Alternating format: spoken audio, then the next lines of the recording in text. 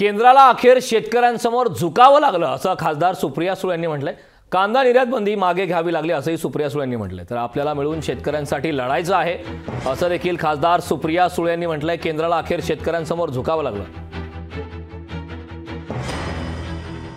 कांद्याला हमी भाव मिळत नव्हता, त्याच्यासाठी मोठी लढाई आपण लढलो, पार्लमेंटमध्ये लढलो, रस्त्यावर उतरून लढलो आणि आपल्या सगळ्यांच्या प्रयत्नामुळे अमोलदादांनी पण खूप संघर्ष केला।